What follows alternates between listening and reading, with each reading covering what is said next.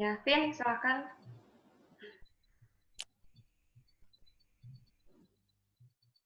Oke, langsung ya, nggak nunggu yang lain lagi.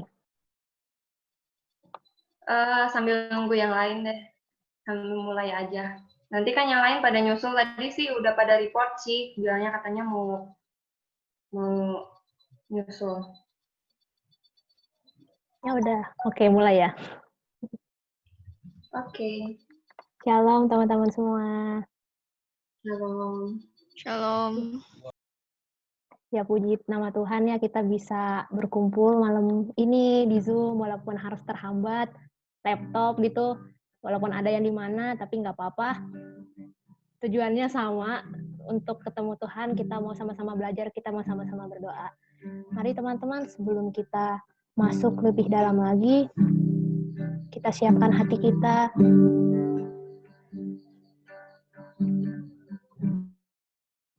Bapak, terima kasih Bapak buat malam hari yang indah ini, di mana kami Tuhan bisa berkumpul Tuhan di tempat kami masing-masing, lewat layar laptop kami Tuhan untuk berdoa, memuji, menyembah, dan mendengarkan firman-Mu Tuhan. Bapak, kami mohon ampun atas dosa dan pelanggaran kami. Kiranya Tuhan, Kau yang melawat setiap kami, memimpin kami Tuhan, supaya kami bisa lebih sungguh lagi Tuhan. Terima kasih Bapak.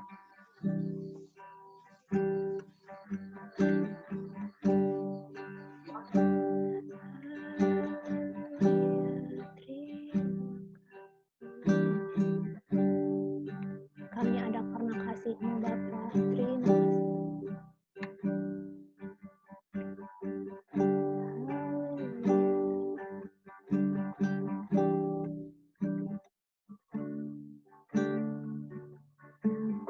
Ku ada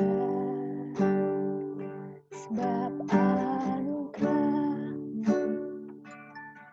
Ku ada karena kasih-Mu, Tuhan Yesus. Ku berterima kasih buat kasih-Mu.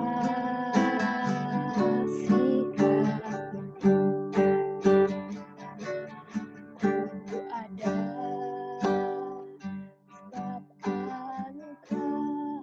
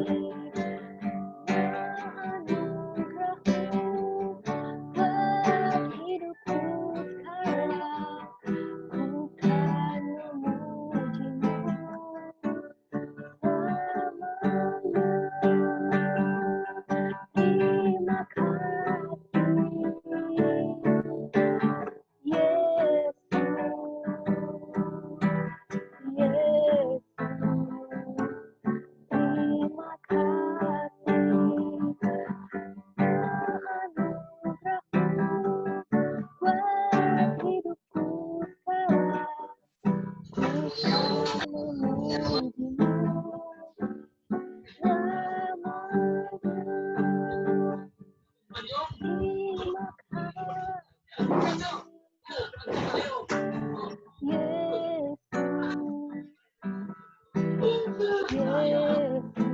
gak pada kenal.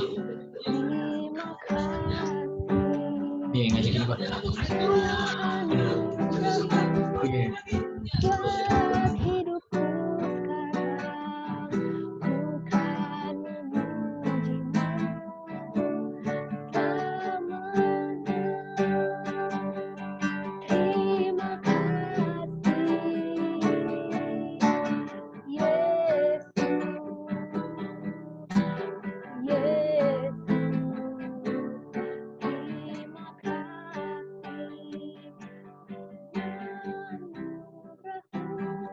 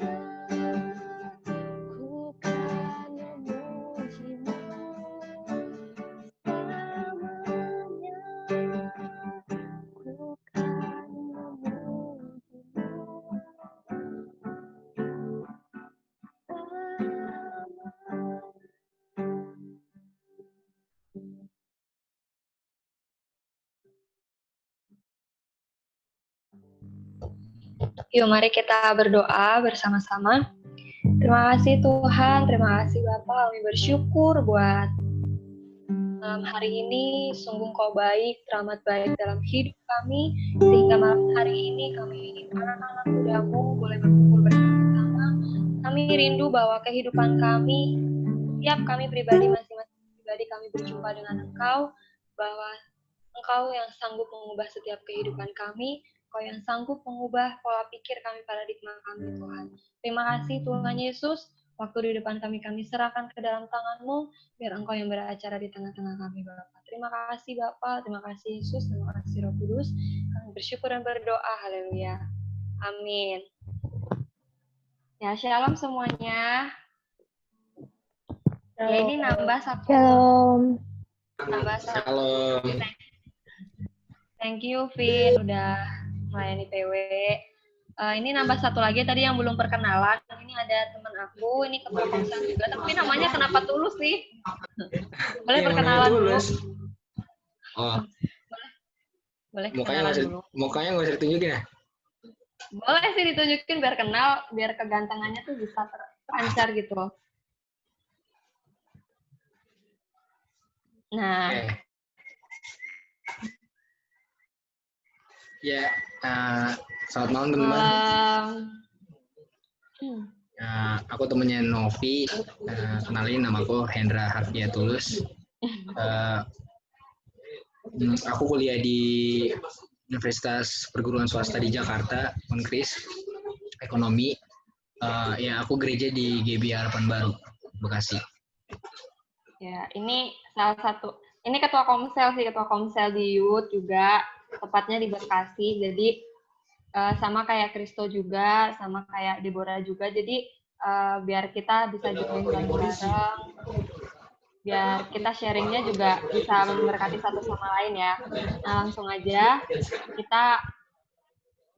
Ini sebenarnya panggilan tuh siapa sih? Hendra apa siapa? Jadi sebenarnya dia dipanggil Hendra sih, tapi nggak tahu kenapa dia memperkenalkan dirinya dengan nama Tulus sih. Gak apa-apa, apa aja yang penting yang enak aja. Yaudah, aku langsung share screen aja ya. Sorry, aku matiin video aja ya. Biar Oke.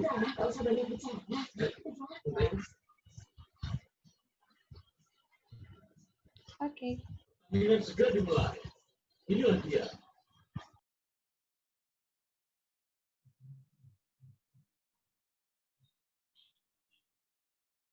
Udah kelihatan belum ya? Udah. Udah ya. Nah, hari ini kita bakal bareng-bareng belajar perjumpaan pribadi dengan Yesus.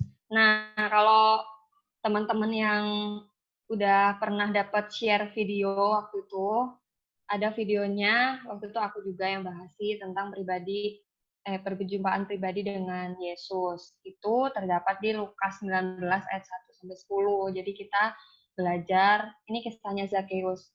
Pasti di sekolah minggu semua udah pernah dengar kan kisah Zakheus? Nih, Kristo pasti udah dengar kan? Pernah dong. Kayaknya dari kecil kita udah nggak asing nih dengar kata Zakheus. Kira-kira Zakheus itu orangnya kayak gimana sih?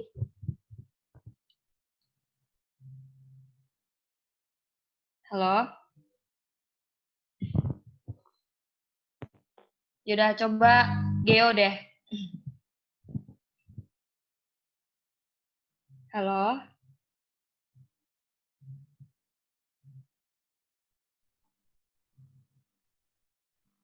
Halo? Ya, halo. Ya, yaudah.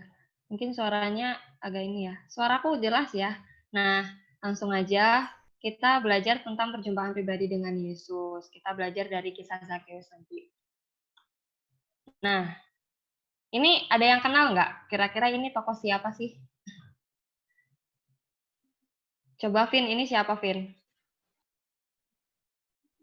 Artis nggak sih? Namanya? Namanya nggak tahu, yang main anak jalanan lah pokoknya. Itu ya. Iya, benar-benar. Yang lain ada yang kasih masukan, ini siapa namanya? Kira-kira keliru nggak si Hendra ya jawab ya? Iya bener sih. Pinka taunya label sinetronnya aja. Iya, taunya itu. Iya. Oh, Grace keluar ya. Sorry tadi aku sebut nyebut namanya. Ini Hito, benar, Hito Kaisar. Sama ceweknya namanya Felicia. Nah, ini kira-kira sering nggak sih kalian lihat ini di televisi? Kalau di ceweknya sih kan sinetron juga, main sinetron juga, cowoknya juga main sinetron juga. Nah, mereka ini diagung-agungkan anak muda sekarang sih, kalau masalah relationship-nya mereka itu, mereka udah sampai 6 tahun, mau 7 tahun tuh mereka pacaran. Jadi mereka ini lucu sih, aku sempat ngikutin juga kisahnya mereka. Jadi mereka ini pacaran udah lama, jadi mereka tuh udah tunangan. Terus 2 hari kemarin itu sebenarnya mereka tuh udah menikah, tapi karena ada COVID-19, jadi mereka tuh harus nunda istilahnya. Bukan nggak jadi nikah, tapi cancel aja waktunya gitu. Jadi mereka di cancel waktunya. Nah, kira-kira dalam satu relationship ini sampai 6 tahun, bahkan sampai 7 tahun, dan mereka bisa sampai merit. Dan kerennya itu si Hito ini pacaran baru satu kali sama Felicia ini, sampai akhirnya dia memutuskan mau menikah sama Felicia ini. Kira-kira nih, ini ada pertanyaannya di atas. Bisa nggak sih suatu hubungan tuh terjalin tanpa sebuah perjumpaan? Kira-kira bisa nggak? Nggak Ada bisa. yang mau jawab? Bisa. Bisa. Gaby, gimana? Bisa. Masuk. Apa kayak LDR gitu ya?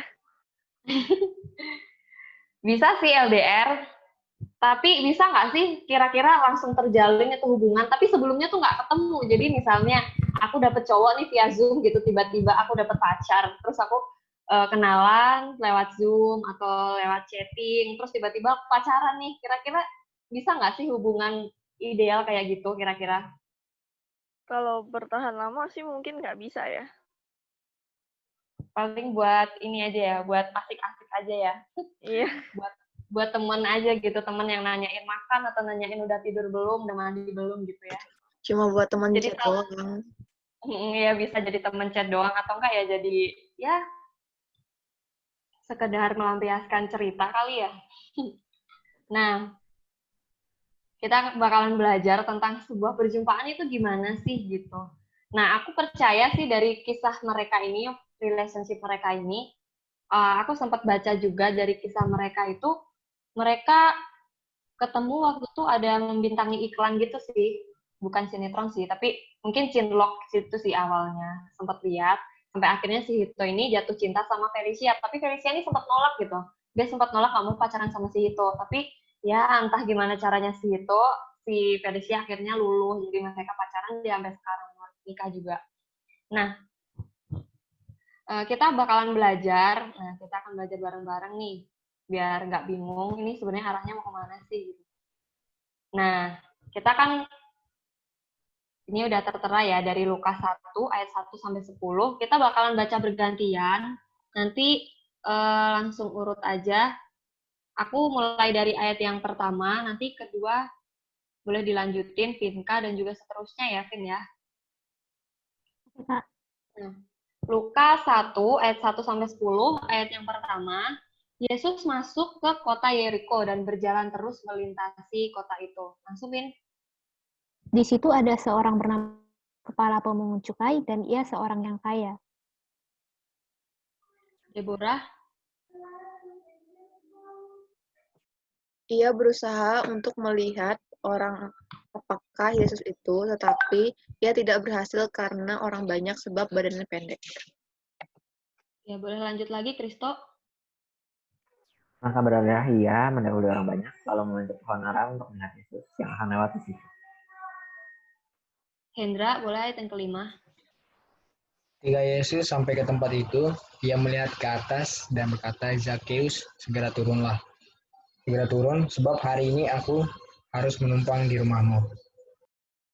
Iya, lanjut lagi. Geo. Lalu Zakheus turun dan menerima Yesus dengan sukacita. Ya, Grace. Tapi semua orang yang melihat itu bersungut-sungut, katanya ia menumpang di rumah orang berdosa. Ayat yang ke-8, Gaby. Tetapi Zakeus berdiri dan berkata kepada Tuhan, Tuhan, setengah dari milikku akan kuberikan kepada orang miskin. Dan sekiranya ada sesuatu yang kuperas dari seorang dan kukembalikan berkali lipat. Ya, ayat yang ke-9. Siapa Veras ya? Ya. Kata Yesus kepadanya, hari ini telah terjadi keselamatan kepada rumah ini, karena orang ini pun anak Abraham. Ya, ayat yang ke-10. Sebab anak manusia datang untuk mencari dan menyelamatkan yang hilang. Nah, kira-kira kisah ini udah familiar banget ya ditulis. Soal Zakeus. Bahkan di sekolah minggu tuh sebenarnya ada sih lagunya, cuma aku lupa. Dari sekolah minggu aku dulu tuh ada gitu yang lagunya sampai ada tentang Zakeus. Jadi bisa dibayangin ya, Zakeus ini kalau dari kecil kita ikut sekolah minggu mungkin kita pasti nggak asing dengar kisahnya Zakeus. Zakeus ini orangnya pendek, terus Zakeus ini seorang pemungut cukai. Kira-kira tahu nggak pemungut cukai itu pekerjaan seperti apa? Grace, boleh bantu? Halo? Gaby deh coba. Gaby, menurut Gaby, pernah dengar nggak kisah Zakeus ini? Pernah. Pemungut cukai menurut Gaby itu pekerjaannya seperti apa? Pemungut cukai itu yang di itu kan ya, apa? Yang tukang di, aku pemungut cukai taunya itu apa? Kayak yang pemungut yang di pantai-pantai bukan sih? Pemungut sampah. Bukan. Apa dong? Ini pemungut luas ya. Iya. Pemungut cintamu juga bisa, Gap. Jadi pemungut apa dia? Pemungut cukai aku taunya itu apa? Yang di pantai-pantai kayak mungut-mungut kayak apa ya? Mungut apa dong? Mungkin ada yang bisa bantu, Geo. Pemungut cukai itu gimana sih? Aku mau coba. Oh, Veras mau bantu, boleh. Kalau pemungut cukai itu setauku kayak rentenir gitu. Rentenir. Iya. Oke, ada yang tahu lagi? Geo deh tadi. Pemungut cukai itu gimana sih? Nah, iya pemungut pajak maksudnya. Pemungut pajak ya.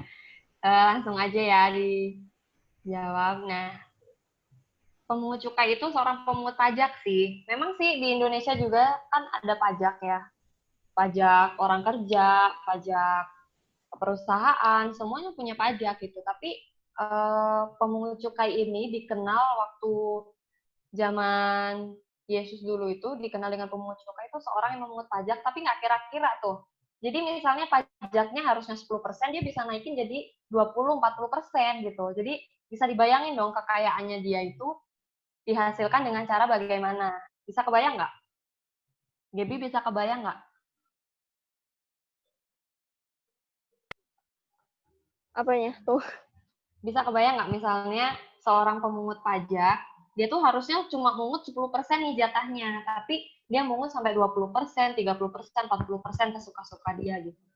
Kira-kira kebayang nggak pekerjaannya tuh gimana? Merugikan nggak sih? Merugikan nggak sih? Nah, iya sih kalau 1-2 hari dilakuin, tapi kalau seterusnya dilakuin sampai bertahun-tahun, itu kan merugikan orang banyak gitu. Apalagi orang yang mungkin dalam tanda kutip dia nggak mampu, terus dia terjerat pajak ini gitu. Bisa jadi apa ya? Mungkin bisa sampai jual harta benda mereka untuk nutupin pajak doang gitu. Bahkan untuk kebutuhan sehari-hari nggak tercukupi. Jadi hal-hal seperti ini waktu tuh bisa dibayangin dosanya Zakeus tuh kayak gimana gitu. Dia makan uang yang seharusnya bukan jadi milik dia, seharusnya bukan jadi jatahnya dia, tapi dia bisa embat tuh duit-duit orang-orang tuh dengan cara memungut cukai ini. Nah, apa sih hubungannya kira-kira sama perjumpaan pribadi dengan Yesus? Nah, Zakeus ini orang berdosa pada zamannya. pada zamannya dia hidup, dia dikategorikan orang berdosa karena dia memungut pajak seperti yang udah kita bahas tadi. Bahkan di ayat yang ke-7, tetapi semua orang yang melihat hal itu bersungut-sungut, katanya ia menumpang di rumah orang berdosa. Jadi waktu Yesus berjumpa sama Zakheus, dan Yesus pengen ke rumah Zakheus nih, orang-orang tuh pada bersungut-sungut tuh mereka pada nggak terima gitu, mereka pada berontak secara frontal waktu itu, frontal semuanya, jadi bilang, aduh ngapain sih Yesus ke rumah orang berdosa kayak model begini gitu, mendinglah ke rumah aku, mendinglah ke rumah yang lebih baik gitu, orang-orang yang baik-baik, ke rumah pendeta, ke rumah Tuhan, kayak ngapain ke rumah orang berdosa model Zakheus gini, dia loh udah narikin pajak nggak kira-kira, tapi kenapa Yesus mau numpang di rumah orang seperti ini gitu. Pasti kebayang kan? Ya kita lihat aja sekarang misalnya ada orang berdosa banget gitu dalam hidupnya. Mungkin dia berzina atau mungkin dia hidupnya pecandu mungkin ya. Kita nemuin teman kita mungkin pecandu atau dosa-dosa yang kelihatannya gede banget gitu. Tapi ada seorang pendeta kah atau seorang hamba Tuhan datang nih ke rumah orang ini, singgah di rumah orang ini, pasti kita mikir dong, loh ngapain tuh pendeta maunya gitu ke rumah orang berdosa, ke rumah orang yang bejat lah istilahnya gitu. Tapi yang dilakukan Yesus ini jadi teladan banget. Yesus datang ke tempat Zakheus waktu itu. Meskipun orang-orang bersungut-sungut, ya Tuhan Yesus nggak kemakan tuh sama omongan mereka yang bersungut-sungut. Bukan berarti waktu Tuhan Yesus ingin ke rumah Zakheus, terus orang-orang berontak, Tuhan Yesus jadi ngikutin orang-orang itu. Oh yaudahlah, nggak jadilah kata Tuhan Yesus. Kan enggak, Tuhan Yesus tetap ngelakuin apa yang menjadi prinsip Tuhan Yesus waktu itu. Nah, terus apa sih yang harus kita lakuin nih? Supaya kita bisa berjumpa dengan Yesus, sama kayak yang dialami Zakheus ini. Nah, yang pertama, kita harus ada usaha. Di ayat yang ketiga sampai yang keempat, tadi udah kita baca juga, ada beberapa hal yang dilakuinnya Zakheus supaya dia tuh bisa berjumpa sama Yesus. Nah, yang pertama, dia berusaha melihat Yesus. Berusahanya lewat, nah ini, dia berlari mendahului orang banyak. Kebayang nggak sih orang pendek di tengah kerumunan, waktu itu yang ikut Yesus tuh bukan cuma 1-2 orang yang dengerin khotbahnya Yesus, waktu itu banyak, ratusan, bahkan bayangin aja kalau kita ikut konser, misalnya taruhlah kita ikutin konser Hillsong gitu di Indonesia. Terus kita ada di tengah-tengah deretan orang-orang itu, terus kita nih orangnya pendek gitu. Terus kita bisa nyamperinnya tuh gimana? Taruhlah kita pengen ke atas panggung gitu, atau kita di deket-deket situ. Kita gimana sih caranya? Pasti susah banget lah.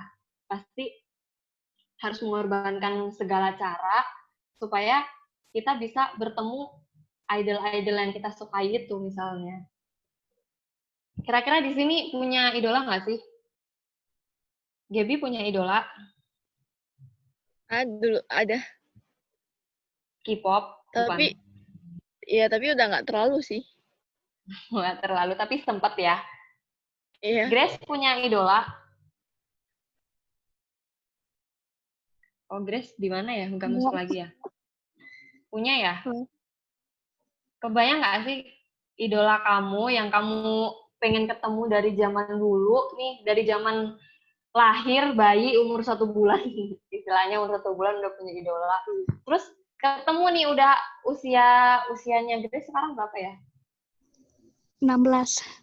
Nah, di usia 16 tahun kamu menanti idola kamu itu, perasaan kamu senang banget nggak sih kalau kamu udah ketemu dia?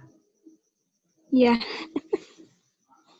Iya, pasti seneng banget. Terus kira-kira kalau misalnya dia datang nih, nggak tahu ya idola kamu orang mana, misalnya dia taruhlah dia orang luar negeri, terus dia datang ke Indonesia. Kira-kira kamu menyanyiain nggak sih kesempatan itu? Mungkin kamu dari Sumedang kali ya, kamu jauh-jauh pasti bisa nyamperin ke idola kamu. Karena kamu udah 16 tahun, kamu dari bayi, kamu udah idolain orang gitu.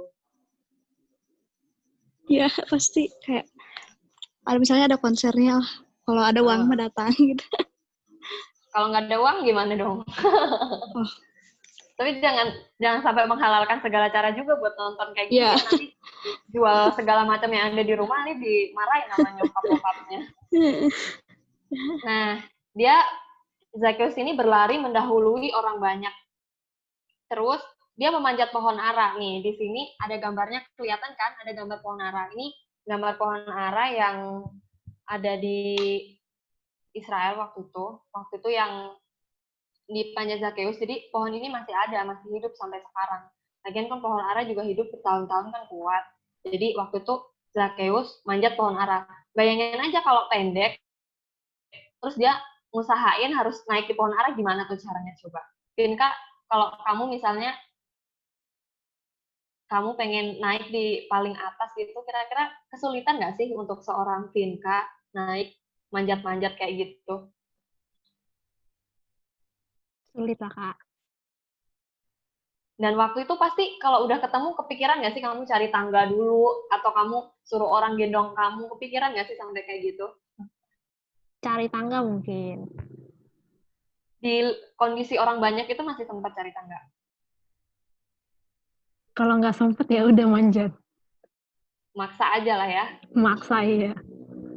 Iya, pasti maksa aja, sama aja kayak Zakheus ini juga mikirnya, udahlah yang penting gue bisa naik lah, nggak tahu gimana caranya, mau jatuh kek, mau enggak kek, yang penting kan udah naik aja udah seneng gitu, bisa lihat Yesus. Jadi dia itu usahanya tuh cari perhatian Yesus gitu. Jadi karena dia udah saking penasarannya tuh Yesus tuh siapa, dan dia pengen kenal Yesus itu siapa, jadi dia tuh ada aja gitu, dengan taktiknya dia tuh, dia pengen yang naik pohon lah, yang lari lah, jadi dilakuin semua sama Zakheus gitu. Nah, yang kedua, jadi ada usahanya ya, untuk misalnya kita mau bangun relationship sama orang yang kita suka, nggak mungkin kita nggak ada usahanya, pasti ada usahanya. Yang kedua, harus ada hati. Mustahil nggak sih kalau seseorang pengen kenalan kayak Hito sama Feli tadi, nggak mungkin lah Hito itu mau cari-cari si Feli kalau dia nggak ada hati sama si Feli ini. Pasti pertama memang penasaran dulu sih, tapi pasti hatinya tuh udah mulai, apa ya, ini cewek kok cantik banget sih, mungkin kayak gitu. Udah mulai tertarik.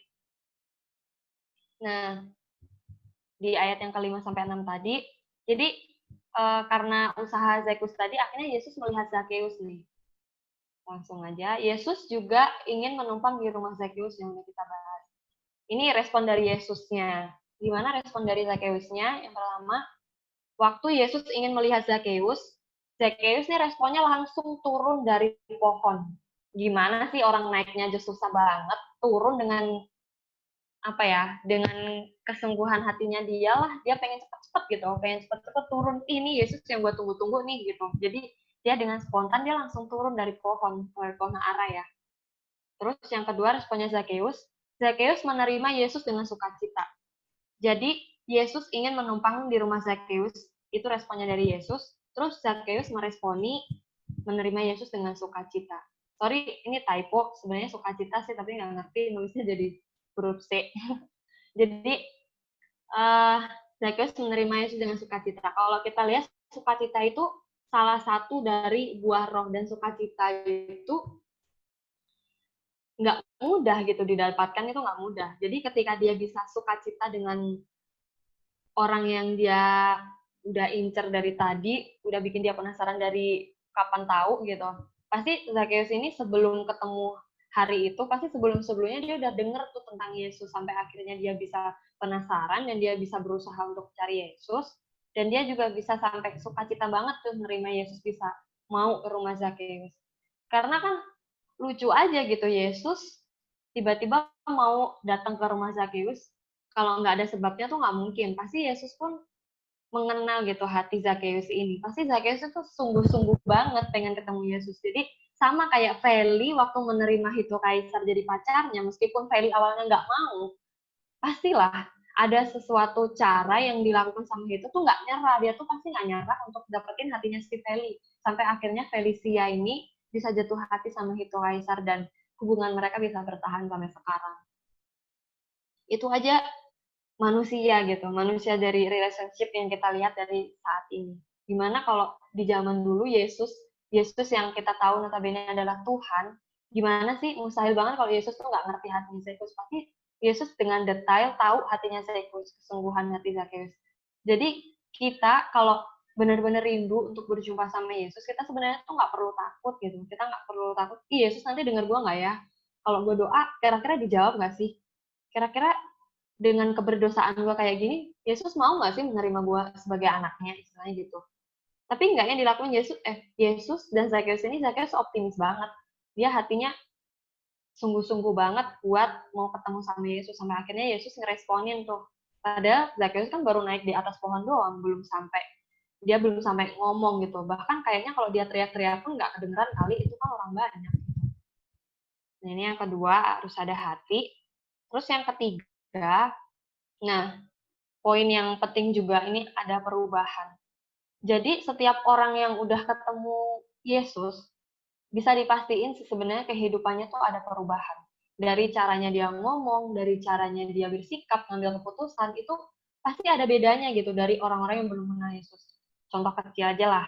Misalnya dulu aku tipe orang tuh sebenarnya apa ya, gampang emosi gitu. Kalau misalnya lihat sesuatu yang nggak pas gitu, itu sebenarnya pengennya emosi aja gitu. Pengennya dulu, udahlah, misalnya dalam satu organisasi atau dalam satu kelompok, udahlah kalau nggak sesuai sama keinginannya aku, nggak usah ada kelompok-kelompok lah, nggak usah ada organisasi ini segala, bubar aja.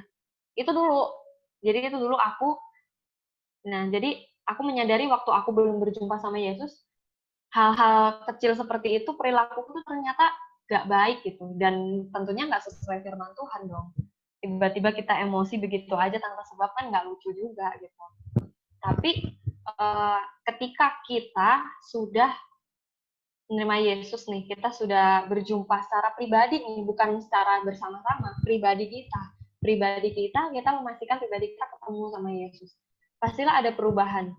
Ya memang struggle juga sih untuk apa ya, ngilangin hal-hal yang buruk dari kehidupan kita tuh emang struggle banget. Tapi sama kayak Zakheus ini, dan saya pun mengalami gitu.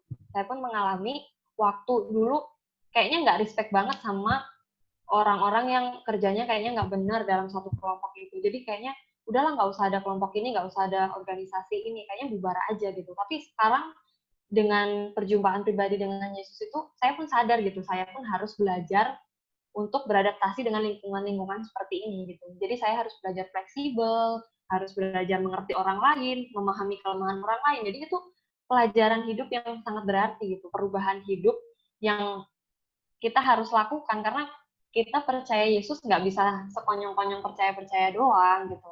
Kita pasti jadi orang Kristen disorotin gitu kan. Jadi sama seperti Zakheus ini, Zakheus punya perubahan setelah berjumpa dengan Yesus.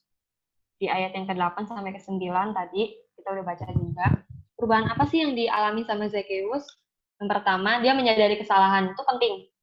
Kita kalau nggak sadar kesalahan kita nggak ngerti kita mau perbaiki di mana gitu. Sama seperti saya pun menyadari kelemahan saya, jadi saya harus perbaiki di sebelah mana tuh saya ngerti, oh saya orangnya nggak sabar sama kondisi seperti ini gitu. Jadi saya harus merubah seperti bagaimana gitu. Jadi tentunya Tuhan yang bekerja dalam hidup saya, tapi saya pun harus bekerja sama dong sama Tuhan istilahnya. Nggak bisa Tuhan merubah kalau kita sendirinya nggak mau gitu, mustahil banget. Zakheus juga gitu. Tuhan yang merubah dia, tapi dari Zakheusnya sendiri juga dia harus mau untuk berubah. Dia harus punya niat untuk berubah dan meninggalkan cara lamanya dia. Pertama, dia harus menyadari. Yang kedua, menghadap Tuhan. Setelah kita menyadari, pasti kita harus minta ampun sama Tuhan. Tuhan, dengan segala keterbatasan kita nih ya, aku pun minta ampun dulu. Saya pun minta ampun dulu dengan sikap-sikap saya yang ternyata merugikan orang banyak gitu tanpa saya sadari, kelihatannya benar gitu, ternyata enggak. Jadi saya pun minta ampun sama Tuhan nih. Minta ampun Tuhan kalau sikap saya ternyata merugikan orang, ternyata melukai orang lain gitu. Menghadap Tuhan, terus memberikan setengah harta kepada orang miskin. Nah, ini berkaitan sama pekerjaannya sebagai pemungut cukai. Jadi dia menyadari nih kesalahannya, dosanya dia sebagai pemungut cukai yang ternyata merugikan banyak orang. Dan dia makan uang yang sebenarnya bukan hasilnya dia. Dia makan laba-labanya dia hasil dari pemungutan cukai ini gitu. Dia memberikan setengah harta kepada orang miskin. Kira-kira nih, saya punya istilahnya duit saya cuma tinggal 100.000, saya harus bagi 50.000 pada orang lain gitu. Sedangkan saya harus memenuhi kehidupan saya dong.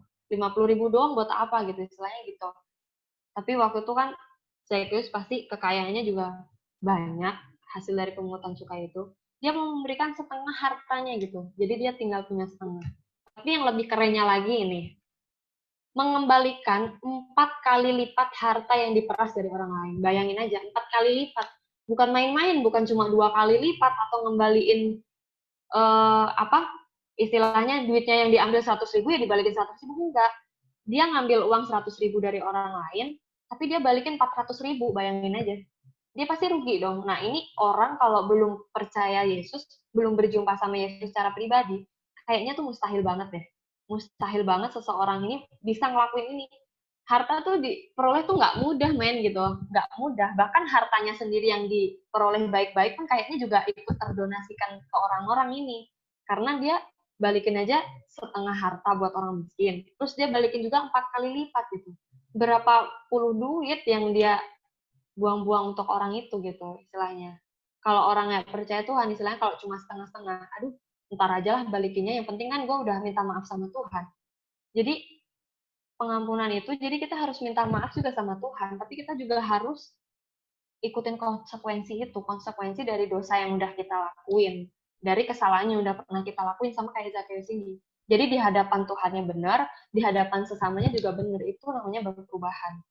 Mustahil loh kita ngomong berubah ke Tuhan aja, tapi ke sesama ini kita masih tetap aja gitu, kita tetap aja yang mungkin hartanya yang nggak dibalikin sama Zacchaeus, yang tetap melukai orang lain, sama aja dong perubahannya itu nggak ada yang bisa dilihat gitu. Sedangkan kan perubahan kita, memang sih Tuhan tuh lihat perubahan kita dalam hati, tapi kan manusia nggak bisa lihat hati kita. Manusia lihat apa yang kita lakukan, apa yang kita berbuat. Bukan kita semata-mata kita menyenangkan orang lain, tapi kita pun harus ada perubahan dalam diri kita untuk orang lain gitu. Jadi Tuhan melihat hati kita, pertobatan kita dalam hati, tapi orang lain melihat buah pertobatan kita atau hal-hal baik yang kita lakukan setelah kita bertobat, setelah kita menerima Yesus, setelah kita berjumpa dengan Yesus secara pribadi, itu pasti kelihatan orang-orang yang seperti itu, kelihatan ada perubahan dalam kehidupannya. Nah, yang terakhir, perjumpaan kita itu menentukan pengenalan kita. Jadi, ketika kita pengen mengenal Tuhan lebih lagi, pengen nih gue mengenal Tuhan, Tuhan itu gimana, caranya gimana. Kayaknya kok orang-orang kayaknya doa, kayaknya dijawab Tuhan, sedangkan gue kok enggak gitu. Kita harus cek, kita udah berjumpa belum sama Tuhan. Kalau kita belum berjumpa sama Tuhan, kita pastiin, kita doa pribadi, kita bilang, Tuhan, aku pengen berjumpa sama Tuhan. Entah gimana pun caranya Tuhan, perjumpaan tuh bisa lewat apa aja, mungkin bisa lewat masalah juga bisa lewat mungkin doa pribadi kita, atau dengan cara yang lain lah. Soalnya Tuhan tuh unik gitu. Kalau ngomongin perjumpaan sih, mungkin ada orang-orang yang kita mungkin lihat kesaksian orang atau dengar kesaksian orang yang bilang, wah, seminggu lalu nih saya mimpi ketemu sama Tuhan Yesus gitu. Itu mungkin privilege buat dia gitu. Mungkin itu sesuatu hal yang mungkin nggak kita alami tapi dialami orang lain. Toh juga saya pun sampai segede gini juga nggak pernah gitu istilahnya mimpi ketemu Tuhan atau dipanggil Tuhan atau bagaimana, itu nggak pernah gitu sampai sekarang gitu. Tapi dengan hal-hal yang lain, karena Tuhan tuh unik. Dengan perjumpaannya Tuhan kepada seseorang ini sama seseorang yang lain itu beda-beda pasti. Jadi kita nggak bisa punya metode, maksudnya yang mengharuskan, perjumpaan pribadi itu harus dipatokin dengan cara seperti ini gitu. Mungkin harus lari-lari ke pohon ara, kan enggak. Sekarang kita mau naik di pohon ara juga nggak bakal ketemu Yesus kali. Mustahil banget, karena Yesus hidup di 2000 tahun yang lalu. Kita sekarang mau cari Yesus dengan cara apapun, mau naik pohon, naik tower, itu mustahil banget, kita nggak bakal ketemu siapa-siapa. Yang ada kita dikira orang mau bunuh diri gitu. Jadi kita perlu banget sih, perjumpaan pribadi ini perlu banget. Bukan hanya kita sekedar percaya, oke, gue percaya nih sama Yesus, bahkan dari kecil udah Kristen, itu belum tentu udah berjumpa sama Yesus secara pribadi. Jadi, itu yang kita bahas. Nanti kita bakalan sharing bareng-bareng, udah ada teman-teman kita juga. Nah, ini sebenarnya sambil ngenalin juga sih satu akun. kalian bisa follow juga IG-nya, atau kalau ada pergumulan doa atau mau sharing itu bisa lewat WA ini gitu. Jadi biar kita bisa bertemu bareng-bareng. Oke, kita bakalan sharing bareng-bareng nih. Nah, kira-kira disampaikan. Coba Grace, kira-kira punya nggak sih pengalaman ataupun kamu merasakan perjumpaan pribadi sama Yesus tuh kayak gimana menurut Grace? Pernah sih waktu dulu, waktu SMP. Jadi SMP. Dulu tuh kayak aku Kristen tapi kok kayak gak pernah ngerasain hadirat Tuhan sama sekali gitu. Gerejanya kayak cuman sebuah rutinitas. Terus tuh kayak pernah aku tuh kayak sama Tuhan tuh muji. Karena aku mau lomba Olimpiade Indonesia waktu itu. Aku tuh bilang keren. gitu. Olimpiade apa, Grace? Bahasa Indonesia. Keren ini bahasanya ya. Kalau kita salah ngomong ini bisa dibenerin sama dia jadi. Kita bisa disalahin sama dia. Nanti kalau ada bahasa aku yang keliru, koreksi ya Grace ya. Mungkin bahasa Indonesia belum benar. Ya lanjut. Iya. Kayak gitu waktu itu. Kayak kalau emang kayak Tuhan ada, harusnya aku bisa juara gitu. Udah gak sih kayak muji. Itu lucu waktu itu kayak tadi muji kayak nantang gimana kayak gitu. Taunya pas waktu lomba udah tahu pas pengumuman hasilnya ternyata juara. Wih, langsung kayak kasih applause dulu dong buat Grace. Iya. Keren. Udah juara langsung kayak udah di situ kayak ngerasa bener dong kuasa Tuhan tuh nyata. Jadi enggak udah gitu malamnya kayak doa kayak keluarga tuh suka doa bareng gitu.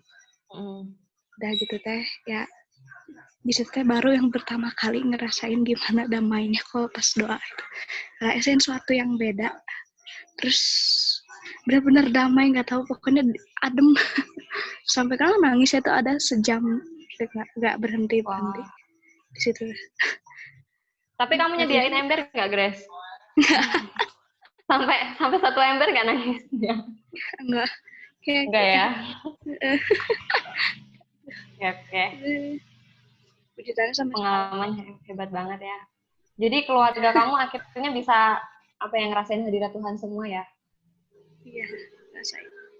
Emang udah ngerasain maksudnya aku ya ini sendiri kayak kenapa dari SD dari kecil gitu nggak pernah ngerasain kayak udah cuma rutinitas doang. Tapi baru benar-benar sudah Kristen ya? Ya, dari kecil. Kan bapak aku pendeta. Iya, tuh. Anak pendeta nggak menjamin ya, Grace ya?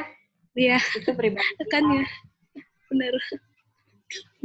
Sharingnya bagus banget nih, jadi bisa buat patokan kita. Bahkan, ya, kita pun mungkin kayak saya nih, mahasiswa teologi, sebenarnya juga bukan jadi patokan sudah berjumpa sama Yesus atau belum gitu.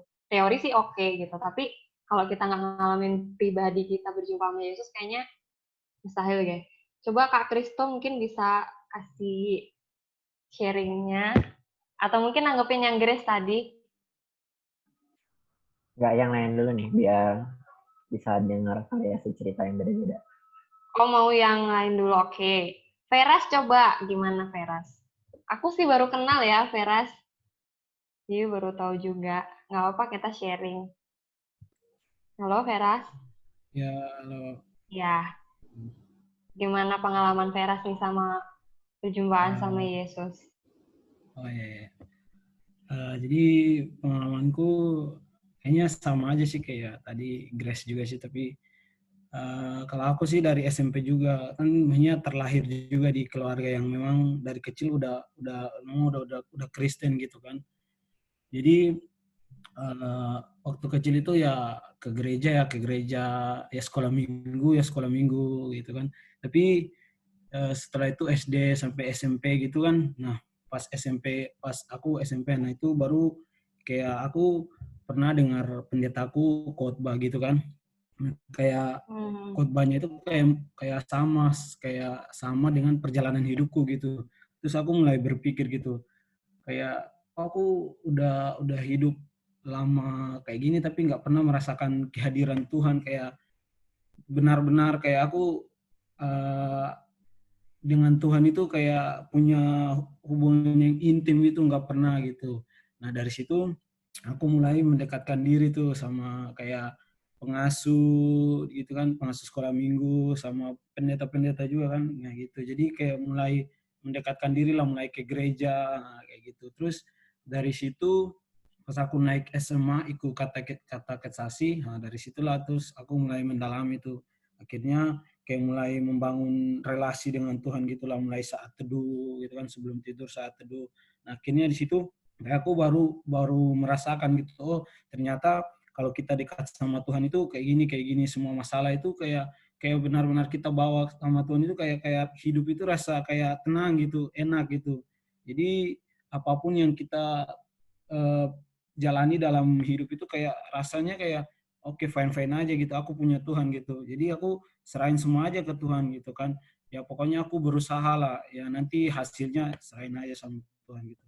Nah jadi pas aku katekisasi lah, di situ aku mulai itu gitu, kayak mulai oh ini nih kayaknya aku udah mulai merasakan perjumpaanku dengan Tuhan gitu. Nah akhirnya aku pas selesai katekisasi aku putuskan untuk kayak, kan di gerejaku kayak ada pengasuh sekolah minggu juga kan gitu.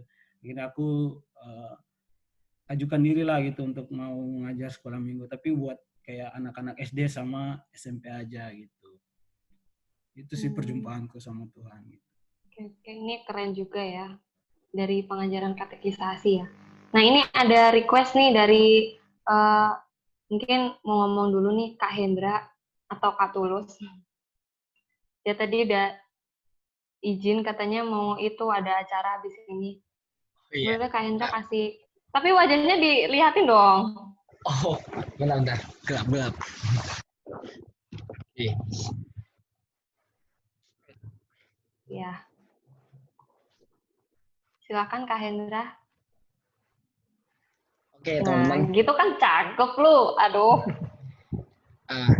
Sebelumnya sorry dulu ya, bentar lagi aku ada mau pergi gitu ya.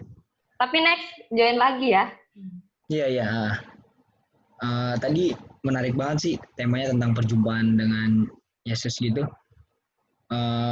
Aku jadi flashback. Jadi gini, kalau pengalaman aku sih gini ya. Aku tuh Kristen tuh dari lahir ya kan. Kristen dari lahir. Terus mulai melayani di gereja waktu itu pertama kali tuh SMP. SMP tuh di gereja HKBP waktu itu. Tapi sebenarnya basic keluarga aku tuh di GBI. Cuman karena waktu itu HKBP-nya saya karena waktu itu pacar sih waktu itu.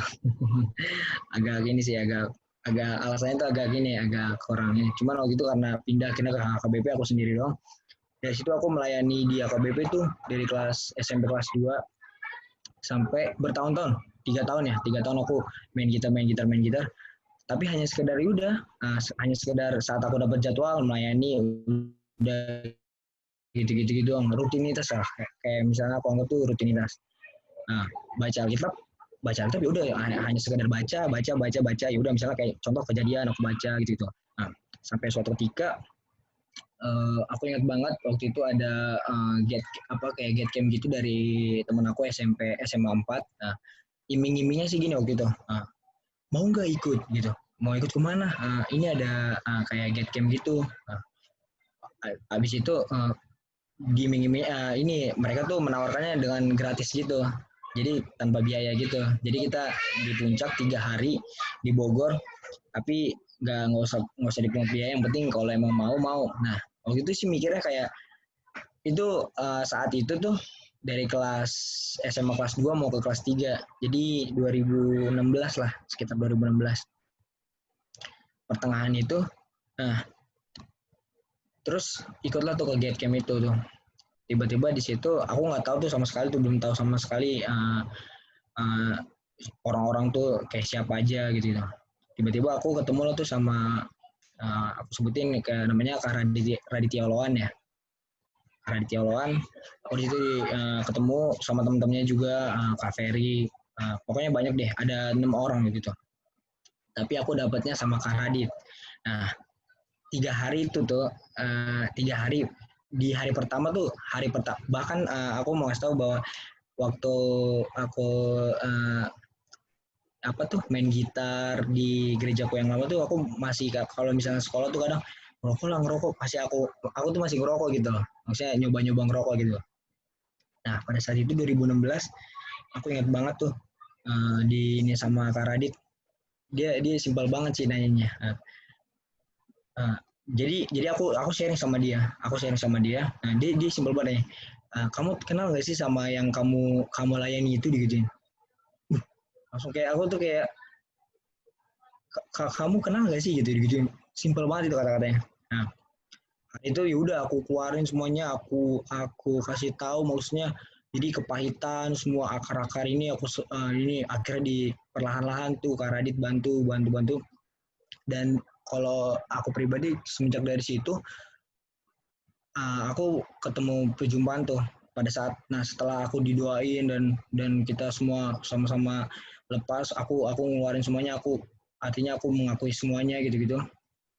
Di saat terus aku di kamar tuh kayak ngerasa ya udah, beda banget gitu. Nah, setelah pulang dari situ, Kak Radit saranin, coba kamu cari komunitas gitu yang buat bisa kamu bangun gitu. Soalnya kan selama ini aku punya komunitas juga kan, komunitas ya aku nggak bisa menjudge mereka sih, cuman ya udah, aku karena komunitas aku biasa, gimana ya aku ngomongnya, kayak jadi aku maksudnya nggak ada apa-apa lah di dalam komunitas itu, nggak terbentuk apa-apa. Nah, Kak Radit saranin cari komunitas. Nah, ya udah, setelah pulang dari situ sih, aku cuma bilang gini dong, ya Tuhan, mau ke gereja mana lagi ya? Mau ke GBI yang lama, malu banget nih. Soalnya itu waktu itu kan, yang aku bilang tadi sebelumnya, keluarga aku basicnya GBI.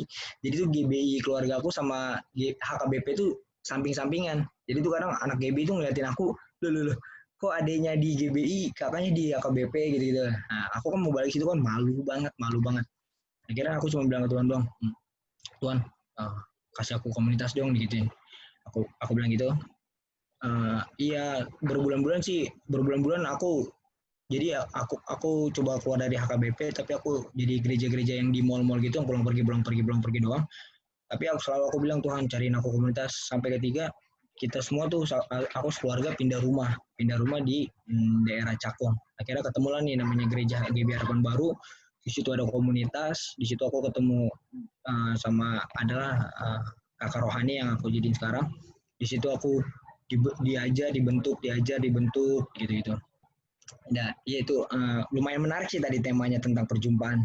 Aku ingat banget dari situ tuh. Jadi yang aku mau sharing ke teman-teman gini loh. Kita tuh kalau misalnya pelayanan juga belum tentu juga kita kenal sama apa yang kita layani gitu loh. Simpel banget tuh itu, aku ditanya pertanyaan sama Kak Radit, bilang, kamu kenal gak sama apa yang kamu layani itu? Kamu tahu gak orangnya? Wah, di situ aku langsung kayak bener-bener tunjuk. Jadi kayak aku tuh mikir, selama ini aku latihan malam, pergi malam, pulang ntar malam banget, terus latihan. Aku nggak kenal gitu loh yang aku layani itu siapa gitu. Bahkan aku juga baru sadar waktu itu, ternyata aku baca juga ya udah hanya sekedar baca aja, pengen baca Alkitabnya udah baca, nggak pengen tahu gitu, maksudnya nggak pengen, kan namanya juga kita kalau kenalan ya sama orang ya, kita kan coba tahu dulu apa kesukaannya dia gitu-gitu kan. Nah, udah saat itu aku cuma pengen tahu, maksudnya pengen cuma baca-baca doang. Nah, saat itu aku di situ sih aku tertampar, dan di situ aku benar-benar bertemu perjumpaan sih. Itu sih kalau dari aku. Flashback aja gitu. Oke, thank you. Banyak banget ya pengalaman dia. Oh ya, satu lagi, ini boleh di-share nggak ya, Hen? Ini yang bikin luar biasa nih dari kekuatan komunitas ini, Hendra ini kan juga melayani jadi ketua komsel udah bertahun-tahun juga. Dan di tengah-tengah pelayanannya dia itu yang bikin aku sendiri terberkati, boleh ya di-share nggak sih? Mau masa lalu. Jadi dia ini di tahun ini sebenarnya dia mengalami hal buruk gitu. Hal buruknya dia ditinggal orang tua gitu. Jadi papanya meninggal, dan di situ apa ya, dia sebagai ketua komsel dia masih menjalani gitu, maksudnya menjalani tugasnya dia masih jadi ketua komsel dan dia masih tergabung dalam komunitas. Jadi kekuatan komunitas itulah yang juga membuat lu kuat ya Hen ya. Jadi dia bisa kuat juga. Jadi dia sih sebenarnya waktu itu cerita juga secara manusia nangis gitu ya, ya sedih juga gitu. Tapi apa ya, karena dia udah berjumpa sama Tuhan duluan gitu, dia udah diselamatin sama Tuhan dan dia pengen berubah dan dia juga pengen melayani Tuhan benar-benar. Jadi dia kuat gitu. Kalau mungkin secara manusia kalau udah keterpakai gitu, aduh ngapain sih gue udah pelayanan mati-matian, udah jadi ketua komsel, udah capek-capek gitu, terus kenapa sih keluarganya jadi begini gitu. Tapi dia mengambil keputusan yang menurut aku sendiri baik sih untuk kita jadiin contoh juga. Bahkan aku pun lihat kondisi dia jadi anak pertama, sementara ayahnya udah meninggal, kondisi dia aja yang anak pertama dia masih kuliah gitu. Jadi kita bisa lah lihat ke depannya gitu. Tapi kita percaya lah ya buat Hendra juga, Tuhan pasti apa ya, nggak bakalan biarin lah, apalagi dia udah diselamatin gitu, dia udah percaya Tuhan Yesus, udah sungguh-sungguh pelayanan, dia udah perjumpaan pribadinya sama Tuhan juga udah dialamin, jadi pasti dia bisa kuat meskipun struggle juga ya. Nah, menarik juga sih, waktu itu juga yang dibilang Novi tadi, pada saat di bulan 4 kemarin kan lagi gencar-gencarnya corona, ya ayah saya pergi tuh karena jantung. Pada saat itu tuh, wah benar-benar hancur banget, itu benar-benar paling hancur, titik paling hancur dalam hidup lah ibaratnya. Di situ benar-benar marah banget sama Tuhan, kayak ini apaan Tuhan? Pada saat saya setelah dikubur kan, saya marah banget, marah sejadi-jadinya. Saya kata-katain, emang begitulah pokoknya. Nah, tapi ya udah pada saat itu udah ya. Hendra, ini kan ada yang mau live nih si Geo. Kita screenshot dulu bareng-bareng ya, nanti lu lanjutin lagi. Yeah. Boleh dilihatin gambarnya semua nggak? Yang cantik-cantik, yang ganteng-ganteng. Nah, ini Geo ini wanita karir, jadi kita harus menyadari juga. Tapi next Geo ikut lagi ya, join lagi sama kita. Iya, Soalnya dia belum sempat ngomong sama sekali, sedih sih sebenarnya. Oke, Dep boleh minta tolong nggak di print screen? Oke. Dihitungin aja, Dep. Aku malah bingung caranya gimana. Itu yang ada. Pinka bisa minta tolong, Pin. Di print screen. Oke. Hitungin ya, Pin ya. Bentar. Soalnya punya aku lagi bermasalah ini. Oke. Di print screen yang di keyboard itu. 1, 2. Lagi ganti gaya. 1, 2, 3. Oke, mantap. Oke, mantap. Oke. Duluan ya. Sorry. Oke, thank you, Geo. Bye. Nanti join lagi ya. Oke. Ya, lanjut, Hendra. Masih ingat kan? Iya. Tahun ini benar-benar hancur waktu itu di bulan 4. Benar-benar hancur banget sejadi-jadinya. Terus saat itu juga aku kayak protes banget sama Tuhan, aku kata-katain Tuhan tuh. Terus aku bilang, nah Tuhan, gue udah kayak begini nih, gue udah apa aja melayani gini-gini. Bahkan maksudnya nggak usah, ya udah, aku juga maksudnya ngerasa sih pada saat itu juga kayak ini mah belum seberapa sih yang aku lakuin sih buat Tuhan, cuman kayak aku protesnya yang apa yang aku lakuin itu kayak jadi seakan-akan aku menghitung gitu loh. Ini Tuhan aku udah lakuin ini, padahal mah sebenarnya sih nggak ada apa-apanya gitu loh. Nah, pada saat itu benar-benar hancur banget. Nah, dari situ seminggu ya, hampir 2 minggu aku nggak mau berdoa, yang namanya berdoa, terus nggak mau.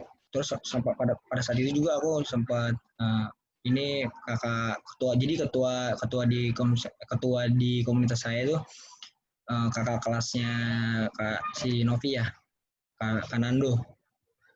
Nah, pada saat itu saya mau WhatsApp sama Kak Nando tuh mau minta ini mengundurkan diri, bahwa udah nggak mau lagi gitu loh maksudnya. Nah, udah dikit lagi. Tapi entah kenapa kayak yaudah deh tahan dulu gitu.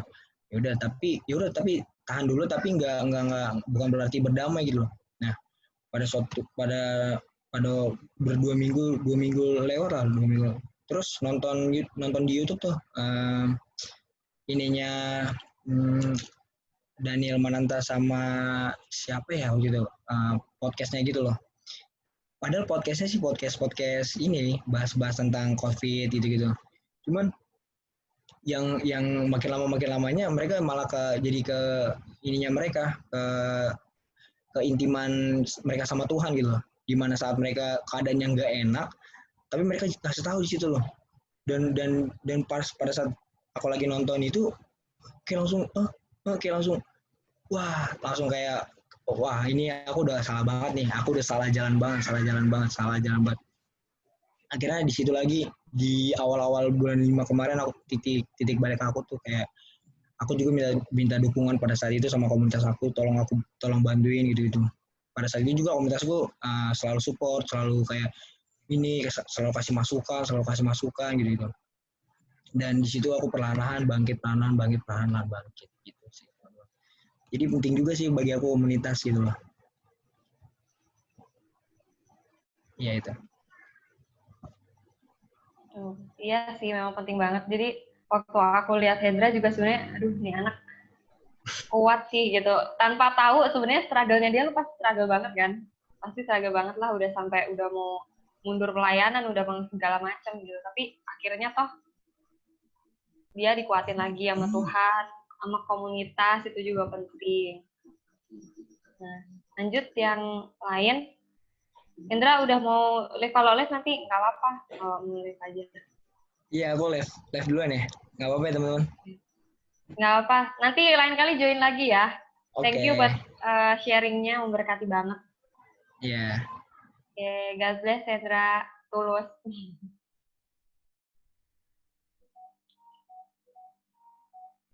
Nah, udah. Nah sekarang Gaby nih. Gaby gimana Gaby? Halo Gab. Tadi pernah sudah sekali doang lihat wajahmu Gaby, ternyata kamu tutup lagi kameranya. Iya, tadi aku pindah ke HP. Kalau ini ditunjukin wajahnya bisa nggak? Kamu cantik loh kalau ditunjukin wajahnya, serius. Hah?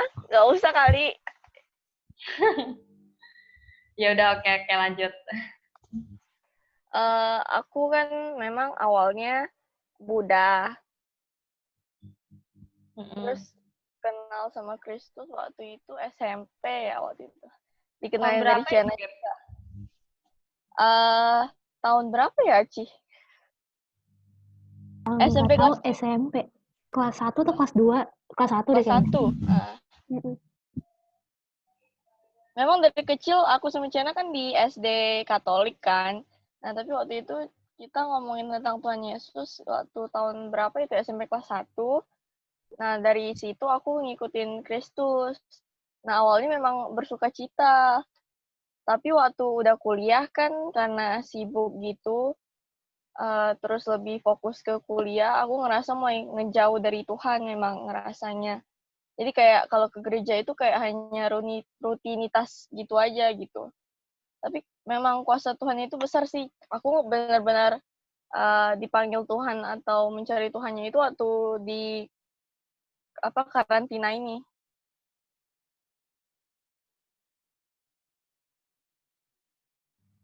Oke, lanjut. Gimana lagi Gaby? Ya mulai ngerasa kalau keadaan Tuhan, presence-nya Tuhan gitu di samping aku. Terus sering kalau doa itu ngerasa benar-benar besar gitu, rasanya biasa sering nangis kalau lagi doa karena sukacitanya itu sangat besar kan. Terus lebih sering memuji dia juga, terus nyanyi atau baca Alkitab, berdoa gitu, lebih sering mencari dia sih, nonton video tentang Tuhan, terus lebih mempelajari tentang Alkitab gitu deh. Oke. Iya, tadi sempat dengar juga sih, tadi Vinka, Ciana juga kasih tahu tadi pas kita kan emang udah join dari 6:30 sebenarnya. Nah, tadi sempat ngobrol gitu. sempat ngobrolin Gaby. Sementara kan saya juga belum tahu, cuma tahu dari Kiana gitu. Oh, Kak, dia report aja gitu. Kak, teman aku ada yang satu yang mau join. Oh ya udah oke gitu, kita bareng-bareng. Nah, sempat ngasih tahu kalau Gaby ini memang dulunya Buddha gitu, tapi sekarang dia mau ikut Tuhan. Tapi BTW, Gaby udah dibaptis belum? Belum, enggak. Belum ya? Pengen dibaptis, cuma karena mama aku kan belum percaya. Jadi kalau mau baptis, pernah waktu itu berantem sih gara-gara itu. Ya, kita nanti berdoa juga secara khusus buat Gaby, karena nggak mudah ya kalau bertentangan sama keluarga. Apalagi Gaby kan juga istilahnya masih jadi anak yang dibiayain keluarga ya nggak sih? Jadi nolak apa ya, untuk terlalu frontal sama orang tua itu kayaknya kita juga masih mikir panjang. Nanti, aduh kalau saya terlalu berontak nanti dikira saya nggak taat sama orang tua, nggak membangkang sama orang tua gitu. Jadi ya pastilah. Kasih gitu. Jadi pasti ada waktu Tuhan yang tepat di mana apa ya, Gaby pasti benar-benar bisa mendeklarasikan hidupnya buat Tuhan gitu, karena memang oke sih kita percaya gitu, tapi sebagai simbol kita percaya sama Kristus kan kita harus dibaptis juga gitu. Ya Gap ya, kita nanti doa juga khusus buat Gaby biar Gaby tetap kuat mempertahankan imannya dan untuk menjaga orang tua, bahkan melalui Gaby juga bisa memberkati orang tua ya Gap ya. Kamu juga harus jadi terang buat orang tuamu karena kamu udah bawa nama Kristus sekarang. Ketika kamu bawa nama Kristus, dimanapun kamu punya embel-embel, istilahnya kamu adalah anak Tuhan. Hidupmu harus seperti apa, hidupmu harus dijaga itu. Terutama sama orang tua, pastilah orang tua pasti percaya Kristus. Tuhan aja bisa nyelamatin Gaby kan, pasti Tuhan bisa nyelamatin orang tua kamu, oke? Amin. Semangat ya. Mungkin dari Winka nih. Kiana, aku aku enaknya manggil Vinka sih, tapi Kak, bentar, aku mau nanya yang soal itu, lanjutin ceritanya Gaby tadi. Oh, oke. Boleh. Tema kan perjumpaan dengan Kristus ya. Aku penasaran, tertarik dengan cerita dia, gimana waktu dia pertama kali berjumpa dengan Yesus, akhirnya dia menerima Yesus lewat siapakah atau dan lain-lain kah? Iya benar. Gaby, waktu itu kan? pas terima Yesus itu, berjumpa dengan Yesus itu gimana ceritanya? Ada lagi momen seperti apa? Pas berjumpa dengan Yesus waktu itu kalau nggak salah aku cerita ke Ciana tentang kehidupan aku kan, kayak stres karena keadaan keluarga gini gitu-gitu. Aku kan juga orang tua aku kan cerai dari kelas 4. Tapi waktu itu aku lupa cerita ke Ciana tentang apa ya waktu itu. Terus ya Ciana mulai bantuin.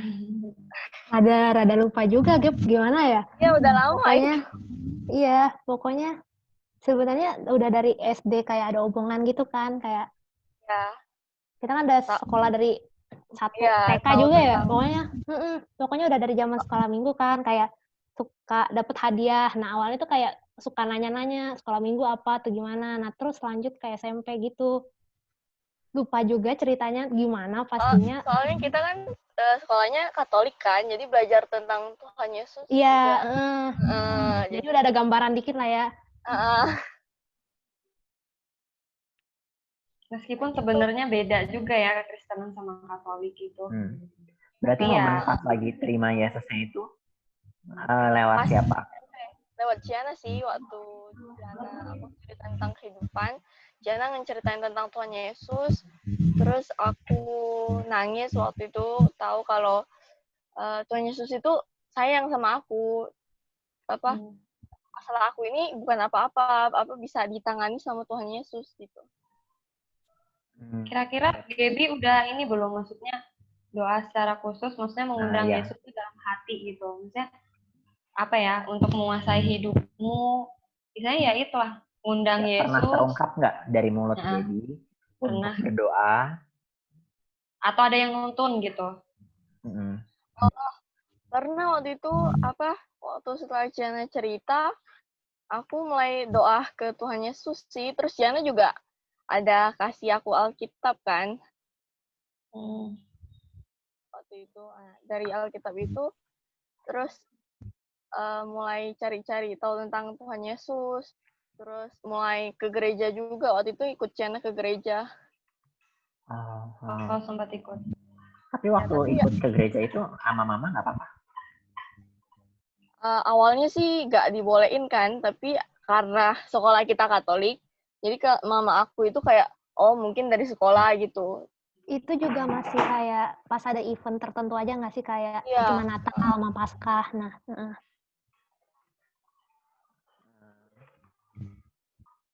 Terus pas aku ngambil tindakannya itu waktu SMA kan, kalau SD SMP kan kita belajarnya agamanya itu Katolik belajarnya, semuanya itu sama, seluruh agama belajarnya Katolik. Nah kalau di SMA kan negeri, kita harus pilih agama sendiri. Nah, jadi ngikutin agama sendiri. Jadi waktu akhir SMP, waktu penilaian untuk agama, aku ngikut yang agama Kristen gitu. Karena aku juga lebih tahu tentang Tuhan Yesus daripada agama Buddha sendiri sih. Oke, thank you. Gaby, nanti aku izin ya, boleh minta itu nomornya Gaby. Oh iya. Nanti kita bisa ngobrol-ngobrol banyak lagi. Kalau ini diterusin pasti panjang banget kan? Oh iya, boleh. Nah, kira-kira ini masih pada itu nggak? Masih ada kesibukan nggak di sini? Kalau nggak, kita lanjut lagi. Kita sepakati nih hari apa. Nanti kita ketemu lagi. Biar kita bisa ngobrol lebih banyak lagi. Pakai materi yang ini juga nggak apa-apa. Gimana? Gaby bisa ikut terus kan? Maksudnya join sama kita-kita. Bisa sih kalau nggak bentrok jadwal kuliah. Sebelum masuk sih bisa sih mungkin. Oh, Veras, boleh minta tolong tulisin nomor HP-nya di room chat, boleh nggak? Atau aku tulisin nomor aja, nanti Veras hubungin. Boleh Kak. Ya, soalnya baru kenal juga gitu. Nggak apa-apa ya, biar nanti bisa reminder kamu kalau misalnya kita adain komsel lagi, biar Veras juga ikut, nggak keberatan kan ikut kan? Enggak. Bisa ditulis di room chat aja, nanti aku salin.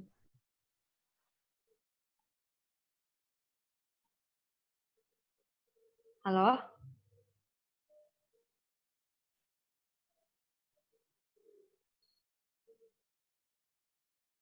Halo?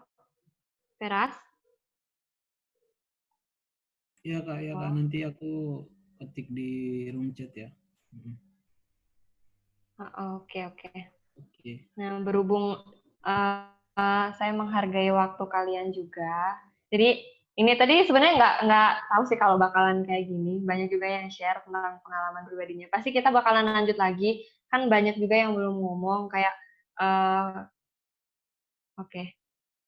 Vin, boleh minta tolong tulisin nomornya? Di save dulu. Thank you ya Veras, nomor HP-nya ya. Nggak apa-apa ya, nanti kita hubungin buat itu komunikasi lebih lanjut supaya kita bisa join lagi. Kalau Grace udah ada nomornya, jadi nanti bisa di reminder ya Grace ya, bisa join lagi ya. Iya. Nah udah nanti untuk waktunya selanjutnya nanti dihubungin lewat ponsel aja ya. Kita sepakatin gimana kita bisa kumpul. Sebenarnya sih ini mau lanjut lagi sih hari Minggu, tapi mungkin sebelum Minggu nanti kita adain lagi juga pertengahan minggu ini untuk bahas materi ini lagi. Gimana yang lain? Saya pun masih penasaran loh, jujur. Maksudnya masih penasaran dengan materi ini. Kayaknya kalau dilanjutin, apa ya, memberkati banget. Bahkan saya pun terberkati sama kesaksian kalian gitu. Oke, kita berdoa ya. Kita berdoa sama-sama. Nanti dengan penuh kasih, Kak Deborah berdoa buat kita menutup komsel kita hari ini. Berdoa buat kita semua juga. Dan Geo sama Hendra yang udah live duluan. Oke. Tadi berdoa buat mamanya Gaby kan ya? Iya, berdoa buat Gaby juga. Oke. Tadi siapa? Kak Hendra ya? Kak Hendra sama Geo. Hendra, Geo. Secara khusus berdoa buat Gaby juga. Nanti Gaby pasti kita hubungin lagi ya, Gab ya? Oke. Yuk mari kita bersatu dalam doa. Bapak, terima kasih Tuhan buat berkat-Mu pada malam hari ini. Kami boleh berkumpul, Tuhan, kami percaya bahwa bukan suatu kebetulan kami boleh berada di tempat ini, tapi kami tahu Tuhan, biar Engkau yang mempertemukan kami satu sama lain Tuhan, untuk kami boleh sharing, untuk kami boleh membagikan setiap kisah-kisah kita Tuhan, karena kami percaya setiap hal yang sudah Tuhan izinkan terjadi dalam kehidupan kami, itu akan menjadi berkat bagi orang lain juga Bapak. Dan kami juga berdoa Bapak, biar setiap hal yang Tuhan sudah taruh di dalam hatinya Novia, Tuhan yang berkati, dan Tuhan selalu memberikan urapan yang baru, bahkan hikmat bagi Novia Tuhan, sehingga apapun yang dia sampaikan Tuhan di hari kedepannya Tuhan, itu boleh jadi berkat juga bagi setiap kami yang mendengarkan Bapak. Dan Tuhan, kami juga rindu berdoa bagi Pinka juga Tuhan, biar Tuhan pakai dia Tuhan untuk lebih lagi Tuhan, dalam setiap hal yang Tuhan taruh dalam kehidupannya Tuhan, pakai dia Tuhan, dalam perkuliahannya Tuhan juga berkati, bahkan dalam keluarganya juga Tuhan. Terima kasih Tuhan Yesus, Tuhan juga memberkati Christopher Tuhan, biar dalam kehidupannya juga Tuhan selalu memberkati, dan dia dimanapun Tuhan tempatkan Christopher Tuhan, dia boleh menjadi terang dan garam Tuhan, bahkan setiap hal yang dikerjakan, itu boleh Tuhan pakai untuk menjadi alat-Mu, bahkan orang lain boleh diberkati oleh setiap hal yang dikerjakan oleh Christopher Bapak. Bapak juga kami rindu berdoa untuk Veras Bapak, biar Tuhan kasih setia-Mu juga melimpah bagi Veras, agar kehidupannya Tuhan juga melimpah dengan kasih-Mu Bapak. Dengan apapun yang saat ini terjadi, mungkin saat ini dia alami, kami percaya bahwa Tuhan akan memberikan kekuatan, Tuhan akan memberikan kemampuan untuk Veras boleh melaluinya Tuhan. Tuhan juga pakai dia untuk jadi terang dan garam dimanapun dia boleh berada Bapak. Kami juga bersyukur Tuhan untuk Grace. Kami percaya Bapak, biar kehidupannya juga Tuhan selalu pakai, dimanapun dia boleh berada Tuhan, biar Tuhan selalu pakai kehidupan Grace Tuhan untuk menjadi terang dan garam, pakai dia Tuhan untuk menjadi alat-Mu Tuhan dalam setiap hal yang saat ini dia sedang kerjakan, sehingga nama-Mu yang dipermuliakan Bapak. Kami juga rindu berdoa untuk Gaby Tuhan, kami percaya bahwa kehidupannya juga Tuhan pakai untuk menjadi alat-Mu, bahkan keluarganya Tuhan, Kau yang terus sertai Tuhan, Kau selalu terus campur tangan Tuhan, memberikan penyertaan, memberikan perlindungan terlebih untuk mamanya Tuhan, biar kasih setiamu Tuhan terus melimpah dan Engkau nyatakan Tuhan dalam kehidupan mamanya, bahkan keluarga besarnya Bapak. Kami juga rindu berdoa juga untuk Geo Tuhan yang tadi sudah hadir, Tuhan berikan dia perlindungan dalam perjalanan pulangnya Tuhan, bahkan setiap pekerjaannya juga Tuhan berkati, selalu memberkati apapun saat ini dia rindukan, biar hanya Engkau Tuhan yang memakai kehidupannya menjadi alat-Mu Tuhan dalam pekerjaannya, sehingga di dalam pekerjaannya dia boleh menjadi terang dan garam Tuhan Yesus. Kami juga terlebih Tuhan berdoa untuk Hendra Tuhan, kami percaya bahwa Kau juga memberkati dia dalam pelayanan Tuhan yang sedang dia kerjakan, sehingga apapun yang saat ini dia sedang kerjakan Tuhan, nama-Mu yang dipermuliakan Tuhan Yesus. Terima kasih banyak Bapak untuk pertemuan pada malam hari ini. Kami percaya bahwa di pertemuan selanjutnya Tuhan, kami juga boleh Tuhan rindu untuk membagikan sharing Tuhan, untuk membagikan kesaksian-kesaksian yang luar biasa, sehingga nama-Mu yang terus dipermuliakan Bapak. Terpujilah nama Bapak, ya di dalam nama Yesus kami sudah berdoa dan mengucap syukur. Haleluya. Amin. Amin. Thank you semua ya. Jangan kapok-kapok hadir. Nanti kedepannya kita pasti hubungin lagi supaya kita bisa bareng-bareng lagi, ditemenin sama ketua-ketua komisan yang luar biasa ini. Ada Kak Deborah, ada Christopher, dan tadi Hendra juga. Oke, thank you semuanya. Boleh, Liv? Dadah, Tuhan berkati.